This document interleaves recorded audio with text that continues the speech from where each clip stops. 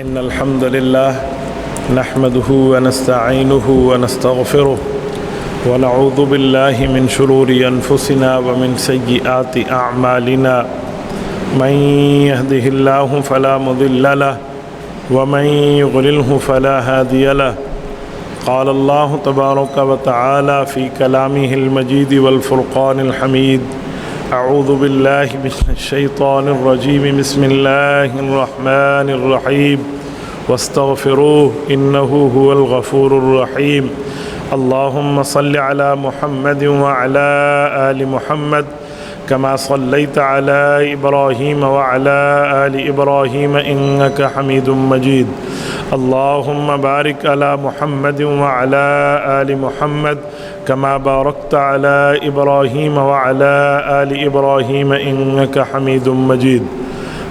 معزز دوستو، آج 14 اپریل 2023 جمعۃ المبارک کا عظیم دن ہے اور آخری عشرہ رمضان المبارک سن 1444 ہجری کا جمعہ ہے. میرے دوستو، رمضان المبارک کے تیسرے عشرے کے بارے میں آتا ہے کہ وآخرہ عتق من النار. نبی پاک صلی اللہ علیہ وسلم نے فرمایا رمضان المبارک کے آخری عشرے میں جہنم کے رجسٹر میں لکھے ہوئے لوگوں کے ناموں کو مٹا دیا جاتا ہے. یعنی جو آدمی جس لجاجت سے، جس تڑپ سے، جس لگن سے، جس چاہت اور امید سے اللہ کے دربار میں دعا مانگے گا، اسی ترتیب پر اس کا اثر ظاہر ہوگا.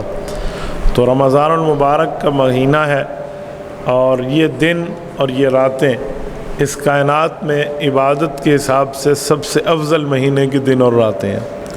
میرے دوستو، رمضان المبارک میں اگر کوئی کوتاہی ہو گئی ہے تو ابھی بھی وقت قائم ہے. اللہ کے دربار میں آ کر معافی مانگی جا سکتی ہے. رب کریم کے دربار میں آ کر اللہ تعالیٰ کے ہاں گڑ گڑا کر اپنے گناہوں کی بندہ معافی مانگے، اللہ کریم معاف فرما دیں گے. میرا اللہ رحمت جو ماں کے دل میں ہے اس کو پیدا کرنے والا ہے. تو جس اللہ نے ماں کے دل میں رحمت پیدا کی ہے اور ماں اپنی اولاد کو گناہوں سمیت پیار کرتی ہے، تو اللہ تعالیٰ تو اس رحمت کے خالق ہیں. اللہ مخلوق کو نہ جہنم ڈالنا چاہتے ہیں، نہ آگ میں ڈالنا چاہتے ہیں، نہ انہیں دوزخ میں ڈالنے کا شوق ہے، بلکہ ہم لوگ اپنی غلطیوں، اپنے گناہوں، اپنی کوتاہیوں اور اپنی نافرمانیوں کی بنیاد پر جہنم کے مستحق بنتے ہیں. اللہ محفوظ فرمائے. انسان کو فطرتاً جلد باز پیدا کیا گیا ہے. جب انسان فطرتاً جلد باز ہے تو یہ بھی امتحان، آزمائش کا ایک طریقہ اور ایک ترتیب ہے. آزمائش کہتے ہی امتحان کو ہیں. امتحان میں کیا مطلب؟ آپ کے ہاتھ میں پین دے دیا جاتا ہے، آپ کے ہاتھ میں بلینک پیپر، خالی کاغذ دے دیے جاتے ہیں. آپ کی مرضی ہے اس پر گالیاں لکھ دیں، آپ کی مرضی ہے اس پر اچھی بات لکھ دیں، آپ کی مرضی ہے اس پر بری بات لکھ دیں، آپ کی مرضی ہے اس کو خالی بھیج دیں یا اس پر سوال کے جوابات لکھ دیں، وہ آپ کی مرضی. تو اللہ نے دنیا میں جو ہمیں امتحان کے لیے بھیجا ہے، اللہ نے ہمیں بولنے کے لیے زبان کی طاقت دی ہے، دیکھنے کے لیے آنکھ کی طاقت دی ہے، سننے کے لیے کان کی طاقت دی ہے، اسی طرح سونگھنے کے لیے ناک کی طاقت، چلنے پھرنے کے لیے ہاتھ پاؤں پکڑنے کے لیے سب کچھ دیے ہیں. تو پھر ہماری مرضی اللہ نے ہمارے اوپر رکھ دی ہے کہ آپ کی مرضی، آپ جو اعمال کریں، جیسے کرو گے ویسا آپ کو بدلہ ملے گا. یہ جو آج کل دنیا میں ایک بات مشہور ہے کہ اللہ نے ہماری تقدیر لکھ دی ہے لہٰذا ہم سے گناہ ہی ہوں گے، تو اللہ نے لکھ دیا ہے، یا اللہ نے ہماری تقدیر میں نیکیاں لکھ دی ہیں تو ہم نیکیاں ہی کریں گے. اس بات کے سمجھنے میں تھوڑی سی تفصیل ہے. یوں نہیں ہے کہ اللہ نے لکھ کے ہمیں مجبور محض بنا دیا ہے، ہم مجبور ہیں بس اللہ نے لکھ دیا ہم کرتے رہیں گے. نہ بابا، اللہ تعالیٰ نے ہمیں اختیار دیا، اللہ تعالیٰ نے ہمیں طاقت دی ہے گناہ کرنے کی بھی، نکاح کرنے کی بھی، سچ بولنے کی بھی، جھوٹ بولنے کی بھی. پاور آف سلیکشن ہمارے پاس ہے. ہم اگر اس کا رائٹ استعمال کریں گے تو اس پر جنت ہے. ہم اس کے معاملے میں رانگ یوزنگ کریں گے، غلط استعمال کریں گے تو اس پر دوزخ ہے. یوں نہیں ہے کہ اللہ نے ہمیں پابند کر دیا ہے. جو اللہ نے لکھا ہے، اللہ نے اپنے علم، اپنے اندازے کے مطابق لکھا ہے. وہ اللہ رب العزت کا علم کامل ہے. تو اللہ کی تقدیر اللہ کے امر کا نام نہیں ہے، اللہ کے علم کا نام ہے. میں مثال دینے کے لیے سمجھاتا ہوں، جس طرح بیٹا ہے، والد اس کے بارے میں ایک اندازہ رکھتا ہے کہ ایسا کرے گا، لیکن باپ اس کو پابند نہیں بناتا کہ تو ویسا کر، وہ تو باپ کا اندازہ ہے، باپ کو پتہ ہے وہ والد ہے، وہ تبھی کہہ رہا ہے۔ اللہ کو پتہ ہے کہ جہنمی یا جنتی عمل کرے گا، وہ تو اللہ کے علم میں ہے، لیکن اللہ نے ہمیں طاقت دی ہے اتمام حجت کے لیے کہ ہم چاہیں تو جنتی کام کر لیں، ہم چاہیں تو دوزخ سے بچ جائیں۔ لیکن کچھ لوگ سمجھتے نہیں اللہ نے لکھ دیا ہے گناہ کرنا تو بس ہم مجبور ہیں۔ اسی پر ایک واقعہ ہمارے علماء کرام فرماتے ہیں کہ ایک باغ میں پھل بہت زیادہ تھے، تو ایک چور تھا، وہ باغ کے پھل دیکھتا تو اس کو چوری کا من کرتا، لیکن وہ سوچتا کہ یار اگر میں چوری کروں گا تو پکڑا جاؤں گا، چور کہلاؤں گا، کوئی ثبوت کوئی دلیل تو میرے پاس ہوگی نہیں۔ ایک دن اس نے یہی تقدیر والا مسئلہ سوچ لیا اور باغ میں چوری کرنے پہنچ گیا۔ باغ کے مالی نے پکڑ لیا اور کہا چوری کرتا ہے، شرم نہیں آتی تمہیں، حرام کھاتے ہو؟ تو وہ اسے سمجھانے لگا چور کہ مالی بھائی دیکھ، اللہ نے میری تقدیر میں چوری کرنا لکھا تھا نا۔ تو مالی نے کہا ہاں تقدیر میں تو لکھا ہوا تھا۔ تو کہا اللہ کی تقدیر کے مطابق آیا ہوں، میں کوئی اپنی مرضی سے تھوڑی آیا ہوں۔ اب مالی بیچارہ سادہ بندہ ہے، اس نے کہا چلو اس نے دلیل اور ثبوت دیا، اس نے چھوڑ دیا۔ مالک نے پوچھا بھی رات باغ میں چوری ہوئی ہے، یہ تو کام خراب نظر آ رہا ہے۔ اس نے کہا جی ہاں۔ کہا چور آیا تھا؟ کہا جی ہاں۔ کہا آپ نے دیکھا؟ کہا جی میں نے دیکھا۔ کہا اس کو پکڑا؟ کہا جی پکڑا۔ کہا کہاں ہے؟ کہا پھر میں نے چھوڑ دیا۔ کہا چھوڑ کیوں دیا؟ کہا اس نے دلیل دی تھی۔ کہا یار چوری کی بھی کوئی دلیل ہوتی ہے؟ اس نے کہا جی ہاں، اس نے دلیل دی کہ اللہ نے میری تقدیر میں یہ حرام مال کھانا لکھا تھا، اسی لیے میں چوری کر کے کھا رہا ہوں۔ تو بات تو ٹھیک ہے نا، حرام مال اس کی اللہ نے اس کی قسمت میں لکھا تھا۔ مالک نے مالی کو کہا کہ بھائی یہ علماء سے پوچھنے کی باتیں ہیں، یہ آپ کی اور میری سمجھ سے بالا تر ہے۔ تو انہوں نے کسی عالم دین سے رابطہ کیا، مولوی صاحب مسئلہ سمجھ گیا کہ چور نے ڈنڈی ماری ہے درمیان میں، یہ تقدیر کے مسئلے کو تھوڑا سا الٹا پلٹا کر کے پیش کر رہا ہے۔ تو انہوں نے کہا کہ مجھے لگتا ہے کہ آج رات پھر چور آئے گا۔ انہوں نے کہا وہ کیسے؟ کہا جس کو ایک مرتبہ آپ نے چھوٹ دے دی ابھی تو چلا جا، تیرے تقدیر میں اللہ نے لکھ دیا، تو کل وہ دوبارہ آ جائے گا نا، وہ تو عادی بن گیا کہ اب تو میں دلیل کے ساتھ چوری کر رہا ہوں۔ تو کہا اگلی رات آئے تو مجھے بلا لینا۔ وہ اگلی رات پھر چوری کرنے آیا، چوری کر کے پورا مال اپنی ترتیب بنا کر لے کے جانے لگا، تو مالی نے پھر پکڑ لیا کہ چوری کر رہے۔ اس نے کہا بھائی میں نے تمہیں کل سمجھایا تھا، دلیل دی تھی کہ میں چوری دلیل کے ساتھ کر رہا ہوں، اللہ نے میری تقدیر میں چوری لکھی ہے اس لیے کر رہا ہوں۔ آج پھر آپ کو کل مسئلہ سمجھایا، آپ پھر پکڑ رہے ہیں۔ انہوں نے کہا اب جو مسئلہ بتا رہے ہیں نا ہمارے مولوی صاحب کو بتانا۔ آپ وہ بھی مولوی صاحب آئے ہو، تو مولوی صاحب ایک ڈنڈا سنبھال کے اپنے پاس لے کر آئے تھے کہ لاتوں کے بہت باتوں سے نہیں سمجھتے۔ تو انہوں نے چور سے کہا ہمیں چوری کیوں کی؟ انہوں نے کہا مولوی صاحب پڑھے لکھے آدمی ہو، سمجھدار بندے ہو، آپ کو دین نہیں پتہ۔ مولوی صاحب نے کہا یار چور بھی ہے اور سینہ زور بھی ہے، کیا مسئلہ ہے؟ انہوں نے کہا جی اللہ نے میری تقدیر بنائی ہے نا، تقدیر میں میرے لیے چوری کا مال کھانا لکھا ہے اس لیے تو چوری کر رہا ہوں۔ مولوی صاحب نے ڈنڈا اٹھایا اور 3-4 اس کو لگائے اور چور چیخنے لگا۔ کہا چیختے کیوں ہو؟ اللہ نے تیری تقدیر میں صرف چوری کھانے کا مال نہیں لکھا، اللہ نے تیری تقدیر میں ڈنڈے کھانا بھی لکھا ہے، یہ مار بھی کھا۔ تو چور کو سمجھ آ گیا کہ میری پاور آف سلیکشن رانگ ہے، تقدیر کا مسئلہ نہیں ہے، اللہ نے مجھے اختیار دیا ہے میں چوری کا مال کھاؤں یا حلال کما کے کھاؤں، لہٰذا میں نے اپنی طاقت کو غلط استعمال کیا۔ اس نے کہا جی مولوی صاحب مجھے مسئلہ سمجھ آ گیا، باقی ڈنڈے کھانا بھی تو آپ نے مجھے سمجھا دیا مسئلہ کھانا۔ ہمارے یہاں بھی یہی ترتیب ہے، ہم سمجھتے ہیں اللہ نے ہمارے اوپر طے کر لیا، ہم غلطی کریں یا نیکی کریں یا جو کریں، نہ بابا ہمارا مثال کے معاملہ اسی چور والا ہے کہ ہم نے اپنے آپ کو غلط سمجھ رکھا ہے۔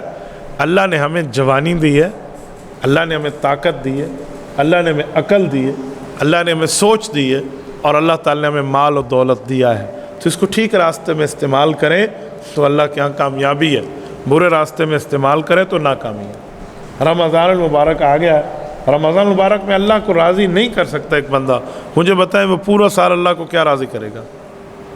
رمضان نیکیوں کا سیزن ہے، 1,00,000 نیکی کا ثواب ایک کے اوپر ہے، اس لیے ہمارے بزرگ فرمایا کرتے تھے لکھی ماہ رمضان ہے کہ یہ تو لاکھوں کا ثواب اس میں ملتا ہے، جہاں نفل کو فرض کے برابر قرار دے دیا جائے، آپ نفل پڑھیں وہ فرض جتنا ثواب، اور آپ فرض پڑھیں وہ 70 فرضوں جتنا ثواب، یعنی صبح کی نماز کوئی پڑھ لے تو ایسے سمجھے اس نے 70 صبح کی نمازیں پڑھی ہیں، 70، اتنا بڑا مقام اور مرتبہ ہو اور اس کو بندہ چھوڑ کے بیٹھا ہوا۔ ہمارے یہاں رمضان مبارک میں لوگ حق تھا عبادتیں زیادہ کرتے، آج کل کم کرنے والے آ گئے۔ میں تو بہت حیران ہوں، کوئی 8 رکعت تراویح پڑھ رہا ہے، کوئی 10 رکعت پڑھ رہا ہے، کوئی 12 پہ بھاگ رہا ہے، کوئی 6 پہ بھاگ رہا ہے، اور کوئی کہتا ہے جی کیڑی ضرورت ہے حضرت، ہے تو نفل ہے تو سنت، وہ چھوڑ دیں گے تو کوئی کون سا بندہ جہنم جائے گا؟ بھائی تکلیف ہے تو بیٹھ کے پڑھ لو، نہیں آپ کھڑے ہو کے پڑھ سکتے بیٹھ کے پڑھ لو۔ صحابہ کرام میں بعض صحابہ ایسے تھے یتقون علی اسیہم، جو لاٹھی پر ٹیک لگا کے پھر بھی نماز پڑھتے تھے تراویح کی، ہم ان سے زیادہ گئے گزرے۔ تو چھوڑنے والی ترتیب ہے، بندہ چھوڑ دو۔ آج کل کسی کو بتائیں بھائی نماز رکعت تراویح 20 ہے، حضور علیہ السلام 8 نہیں پڑھتے تھے، وہ بے وقوف آدمی، حضور علیہ السلام 8 تو تہجد پڑھتے تھے، تجھے کس نے کہا وہ تراویح ہے؟ یہ تو وہی مثال ہے کسی کو 20 رکعت تراویح پڑھے اور وہ کہے حضور تو 3 رکعت نہیں پڑھتے تھے، ہاں بھی 3 پڑھتے تھے لیکن وہ مغرب کی تھی۔ تو مغرب اور تراویح میں جتنا فرق ہے اتنا تہجد اور تراویح میں فرق ہے۔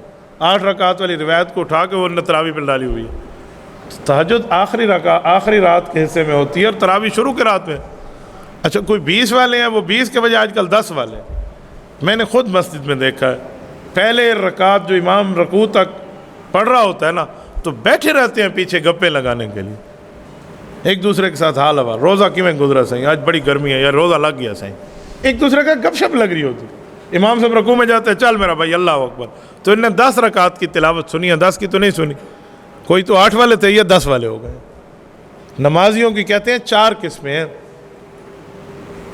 ایک نمازی ہے ٹھاٹھ باٹھ والا، ایک نمازی ہے 8 والا، ایک ہے کھاٹ والا، ایک ہے 360 والا۔ ٹھاٹھ باٹھ والا وہ ہے جو ہر وقت نماز پڑھے، بڑی عزت احترام سے پڑھتا ہے، 5 وقت کا نمازی ہے، صوم و صلات کا پابند ہے۔ اور جو 8 والا ہے وہ صرف جمعے کے جمعہ پڑھتے ہیں، 8واں دن آتا ہے نا جمعہ۔ تو ایک ٹھاٹھ والا، ایک 8 والا، ایک کھاٹ والا ہے۔ کھاٹ والا کہتے ہیں وہ چارپائی پہ مردے کو رکھ کے، کوئی جو بندہ مر جائے نا تو وہ جنازے والے دن نمازیں پڑھتے ہیں بس، تو یہ کھاٹ والے ہیں۔ اور کچھ بیچارے 360 والے ہیں، صرف عید کی عید پڑھیں گے۔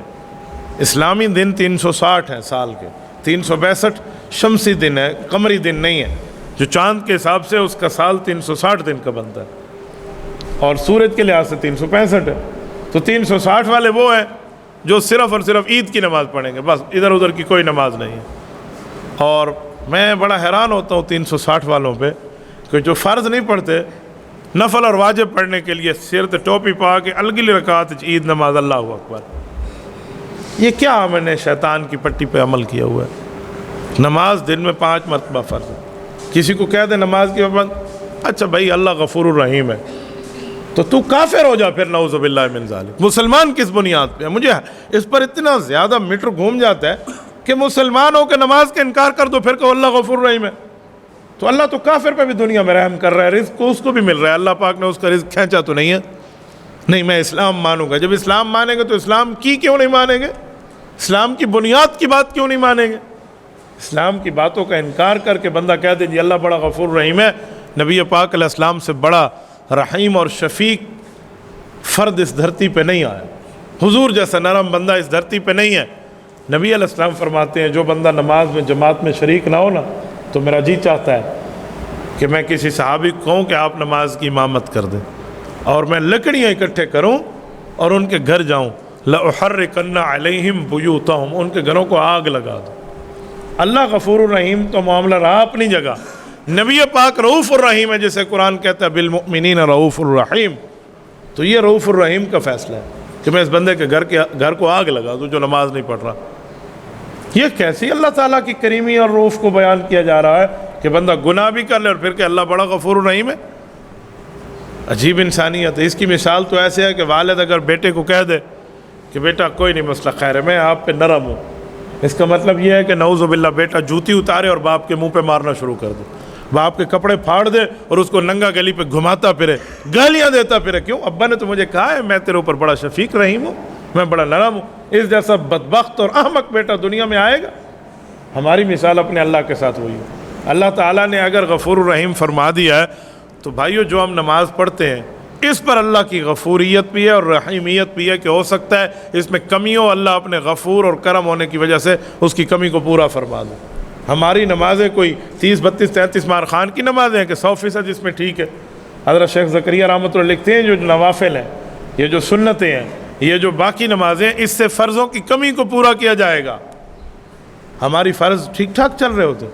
آج کل عجیب معاملہ ہے, فرض بندہ پڑھ رہا ہوتا ہے, دنیا کے خیالات چل رہے ہیں. ایک جگہ میں نے واقعہ پڑھا, میں حیران رہ گیا. انہوں نے کہا امام صاحب نے ایک مرتبہ 3 رکعتیں پڑھائیں عشاء کی یا 4 پڑھائیں, لوگوں میں اختلاف پڑ گیا. کچھ لوگ کہتے تھے امام صاحب آپ نے تو 3 پڑھائی ہیں, اور کچھ مقتدی کہتے تھے آپ نے 4 پڑھائی ہیں. تو جب فیصلہ نہ ہو سکا نا, تو ایک بندے نے قسم اٹھا کر کہا کہ امام صاحب آپ نے 4 نہیں پڑھائی, آپ نے 3 پڑھائی, آپ نماز دوبارہ پڑھا. تو امام صاحب نے 4 رکعت دوبارہ پڑھا دی. کہ اب قسم اٹھا کے ایک بندے نے کہہ دیا تو دوبارہ پڑھنے میں کون سا حرج ہے, 4 رکعت نے دوبارہ. لیکن نماز کے بعد اس کو بلوایا کہ بھائی آپ تو دیندار بھی نہیں لگتے, آپ تو ایک عشاء کی نماز میں ہی آتے ہو, اتنا زیادہ تیرا کوئی نماز کے ساتھ اور دین کے ساتھ واسطہ ہی نہیں ہے, لیکن تو نے قسم کس بنیاد پہ اٹھائی ہے؟ تو کیسے اس بات کے اوپر یقین رکھتا ہے کہ میں نے 3 پڑھائی ہے 4 نہیں؟ انہوں نے کہا امام صاحب میری 4 دکانیں ہیں, روزانہ عشاء کی نماز میں 4 دکانوں کا حساب کرتا ہوں, 1 رکعت میں 1 دکان کا. آج میری 3 دکانوں کا حساب تھا, چوتھی کا حساب رہتا تھا, اسی وجہ سے میں نے قسم کھا لیا کہ آپ نے تو چوتھی رکعت پڑھائی نہیں ہے, چوتھی رکعت کا حساب رہ رہا تھا ابھی. امام صاحب نے کہا پوتر تو ہی کام پورا کی تھی کر. ہمارا یہ حال ہے آج, ہماری نمازیں یہ ہیں, اور ہم ساتھ نفل چھوڑ دیں, ہم تراویح چھوڑ دیں, ہم باقی سنتیں چھوڑ دیں, واجبات چھوڑ دیں, اور کہ اللہ بڑا غفور الرحیم ہے. بھائی غفور الرحیم, میں آپ کو ایک جملہ کہتا ہوں, نمازوں اور عبادتوں کی بنیاد پہ اللہ جنت کہاں دے گا؟ جنت تو اللہ کے فضل کے اوپر ملے گی, اللہ کے فضل پر ملے گی. ایک واقعہ علماء نے لکھا ہے کہ ایک شخص نے خواب دیکھا, اللہ تعالیٰ کے دربار میں وہ شخص پیش ہوا جس کی 100 سال کی زندگی بالغ ہونے کے بعد یوں گزری کہ رات کو مسلح پر سوار اور دن کو گھوڑے پر سوار, دن میں جہاد اور رات کو عبادت.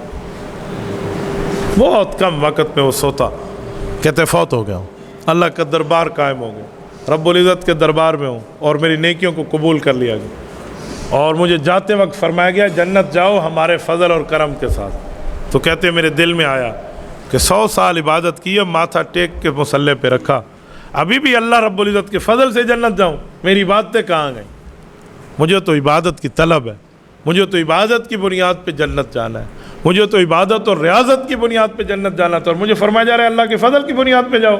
یہ کیا معاملہ ہے؟ یہ جو دل میں آیا نا, تو اللہ دلوں کے بید جانتے ہیں. کہتے ہیں رب کریم نے فرمایا اسے جنت سے واپس لاؤ, ذرا جہنم کا وزٹ کراؤ, ڈالو نہیں, وزٹ کراؤ, ذرا دکھاؤ. کہتے ہیں جہنم کی 500 سال مسافت ابھی دور تھی کہ اس کو جہنم کی تپش اتنی محسوس ہوئی کہ شدت پیاس نے اس کو پکڑ لیا.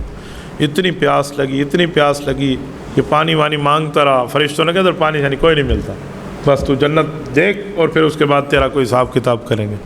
یہ جو قریب جاتا رہا اور اس کی پیاس کی شدت بڑھتی رہی, اتنی کہ پیاس سے نڈال ہو گئے. انہوں نے کہا ادھر پانی پلانے کا کوئی چانس نہیں ہے تمہیں.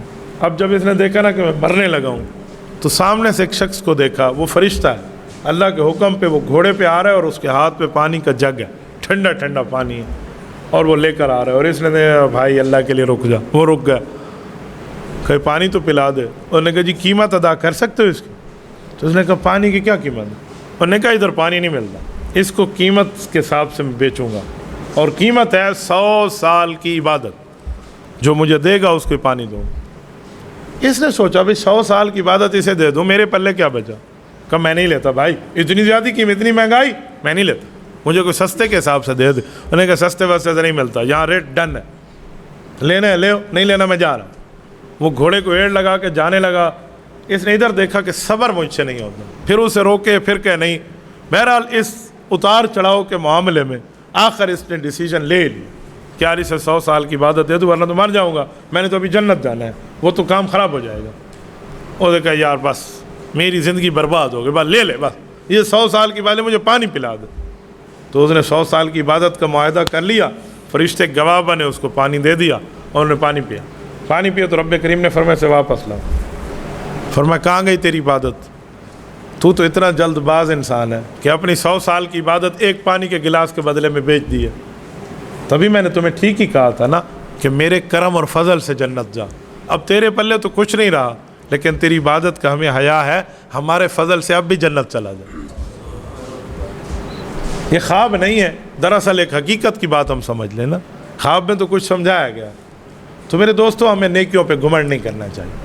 ہمیں نیکیوں کے اوپر اترانا نہیں چاہیے، جتنی ہو گئی اس پر اللہ کو شکر ادا کریں۔ اگر ابھی تک روزے رکھ کر تراویح پڑھ کے اللہ کے دربار میں خود کو شامل نہیں کیا تھا تو ابھی وقت ہے۔ پانی بلکہ برف کی طرح، جیسے برف گھلتی ہے نا، اسی طرح یہ دن گھل رہے ہیں۔ مجھے بتائیں، آج تیسرا عشرہ شروع ہے اور تیسرے عشرے کا بھی آدھا ہونے لگا ایک دو دن میں، بس اگلے جمعے تک رمضان کا معاملہ تقریباً جو بتایا جا رہا ہے اتنا چل رہا ہے۔ تو کب ہم رمضان شروع کر رہے تھے اور آج ختم ہونے کا معاملہ آ گیا ہے۔ تو جیسے برف گھلتی ہے ویسے مہینہ ختم ہو رہا ہے، ایسے انسان کی ایک دن زندگی بھی ختم ہو جائے گی۔ تو پھر بہتر ہے کہ اسی کو قیمتی بنائے۔ آج سے بندہ توبہ کر لے، اللہ کے دربار میں اللہ پچھلی گناہوں کی معافی دے دے، اگلی زندگی پر رحمت کر دے، میں آ گیا ہوں۔ اور اللہ کا دربار وہ ہے جہاں پر اقراری مجرم کو معافی ملتی ہے۔ اقراری مجرم، یہاں جھوٹ نہیں بولا جاتا، یہاں مانا جاتا ہے مقرم بالذنوب وقد دعاک، اللہ غلطیاں بھی میں مانتا ہوں، لیکن آپ ہی نے تو فرمایا ہے کہ میرا گناہ گار بندہ مجھ سے معافی مانگے میں اس کو ثواب عطا فرماؤں۔ اللہ آپ تو فرعون جیسے کافر کو بخشنے کے لیے تیار تھے، شیطان آج بھی معافی مانگ لے آپ اسے معافی دینے کے لیے تیار ہے۔ رب کریم، میں شیطان اور فرعون سے بڑا بے ایمان نہیں ہوں، میں تو نبی پاک علیہ الصلوۃ والسلام کی امت محمدیہ کا فرد ہوں۔ اللہ اگر آپ نے میرے اوپر رحمت نہ کی ہوتی مجھے حضور کو امتی کہاں بناتے؟ اس طرح کہہ کے اللہ سے مانگے نا تو اللہ تعالیٰ کی رحمت کو جوش آئے گا۔ ابھی بھی وقت قائم ہے، ابھی بھی وقت گیا نہیں ہے، ہمارے ہاتھ میں ابھی تک معاملہ موجود ہے، ہمارے کورٹ میں گیند موجود ہے۔ ہمیں اللہ کے دربار میں معافی اور توبہ کر لینی چاہیے تاکہ اللہ ہماری دنیا بھی بہتر کر لے، اللہ ہماری آخرت بھی بہتر کر لے۔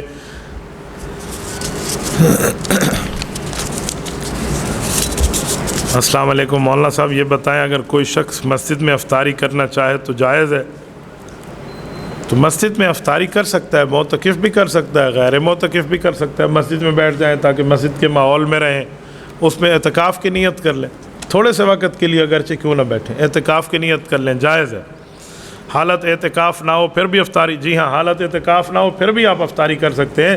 مسلمان کو پیکج ہے، وہ رمضان ہو یا غیر رمضان ہو، جب بھی مسجد میں آئے اور کہ یا اللہ جتنے وقت مسجد میں ہو میری نیت ہے نفلی اعتکاف کی، تو اس کے لیے تو پھر جائز ہے، کوئی مسئلہ نہیں ہے، اعتکاف کا اعتکاف ہو جائے گا، افطاری کی افطاری ہو جانی ہے۔ اور اس میں ایک فائدہ یہ بھی ہے کہ تکبیر اولیٰ بھی نہیں رہے گی نا مغرب کی نماز کی، تو بہتر بات ہے۔ ہمارے ایک دوست ہیں، وہ مجھے کہتے ہیں کہ سحری کے بعد ہماری صبح کی نماز تھوڑی سی لیٹ ہے، تو میں اعتکاف کی نیت کر کے مسجد چلا جاتا ہوں، چاہے لیٹ جاؤں تاکہ صبح کی نماز نہ نکل جائے، گھر میں سو جاؤں گا تو نماز ہی گئی تو روزہ گیا، تو اس سے بہتر ہے وہاں چلا جاؤں۔ افطاری کے بعد کتنی دیر تک مغرب کی نماز کا انتظار کی جا سکتا ہے؟ 10 منٹ، 15 منٹ، 20 منٹ؟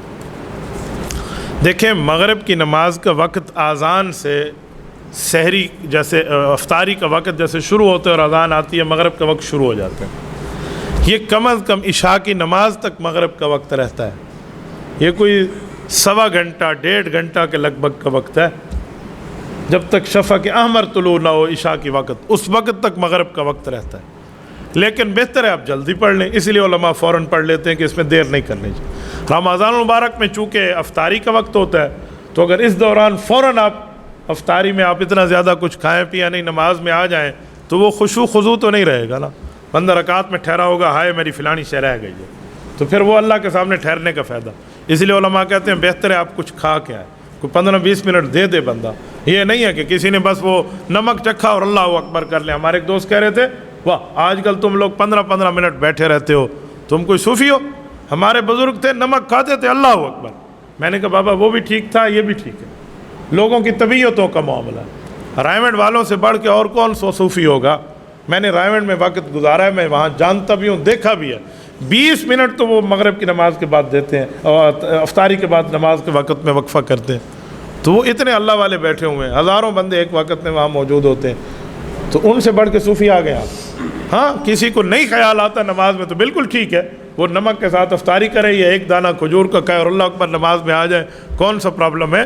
لیکن آج کل طبیعتیں لوگوں کی کمزور ہیں، کچھ وقت دینا چاہیے، اس لیے 15-20 منٹ اگر دے دیے جائیں تو اس پر کسی قسم کا کوئی اشکال بھی نہیں ہے، اور یہ بھی نہیں ہے کہ آپ کی نماز ضائع ہو گئی۔ مفتی صاحب، عید کے روز بعض حضرات عید کے ساتھ روزوں کی مبارک بھی دیتے ہیں، تراویح کی بھی دیتے ہیں، چاند کی بھی دیتے ہیں، اعتکاف کی بھی دیتے ہیں، ایسی مبارک بادیں دینا شرعی طور پر کیسے ہے؟ بس ایسے لوگوں نے بنائی ہوئی ہے اپنی طرف سے، چاند مبارک ہو تو سورج مبارک کیوں نہ ہو بھائی، ستارے مبارک کیوں نہ ہو، یہ کہاں سے آپ نے بنا لیا چاند مبارک؟ بس اس کا مطلب وہ یہ سمجھتے ہیں کہ نیا چاند چڑھا تو نیا مہینہ مبارک ہو۔ بہرحال یہ ایسے لوگوں کی بنائی ہوئی پٹی ہے، اس کو آپ کوئی شریعت کے لیول پہ نہ دیکھیں کہ جس نے عید مبارک میں چاند مبارک نہیں کہا تو اس کی عید ہی نہیں ہوگی، ایسے ترتیب ان ساتھیوں نے بنائی ہوئی۔ میرے ایک دوست ہے ماشاءاللہ پختون ہے، میں نے انہیں کہا کہ آپ جب بھی ملتے ہیں نا السلام علیکم، چھال دا خیر دا، اتنا آپ بات نہیں کرتے، آپ وہ پورا پوچھتے رہتے ہیں نور وایا کور پتہ نہیں کیسے ہے، پوری ترتیب کے ساتھ ایسے پوچھتے رہتے۔ انہوں نے کہا استاد جی ہمارے ہاں پشتون لوگوں کی پوری ترتیب ہے، ہم مہمان سے پوری ترتیب پوچھتے ہیں، آپ کا گھر بار کیسے ہے، گھر کیسے ہے، بچے کیسے ہیں، بیوی کیسی ہے، ماحول کیسا ہے۔ ہم ایسے نہ پوچھے تو ہمارے یہاں یہ مشہور ہوتا ہے کہ یہ تو مہمان کی عزت نہیں کرتے، تو ان کی ایک روایت ہے، ہمارے یہاں بھی آج کا روایت بن گئی، تراویح مبارک، چاند مبارک، وتر مبارک ہو، فجر مبارک، ظہر مبارک، عصر، عشاء، جمعہ، عیدین، مغرب، یہ تو کوئی نہیں کہتا، افطاری، سحری۔ تو بھائی ایسے لوگوں نے پٹیاں بنائی ہوئی ہیں، اس کو کوئی آپ شریعت کا پارٹ اور شریعت کا جز نہ سمجھیں۔ شریعت میں صرف یہ ہے کہ اللہ پاک آپ کو مبارک فرمائے، لیکن ہے ایسی بات کہ مبارکباد عید کی بنتی اس کے لیے ہے جس نے رمضان میں اللہ کو راضی کیا، جس نے رمضان میں کچھ بھی نہ کیا ہو تو اس کو مبارک کا کیا فائدہ۔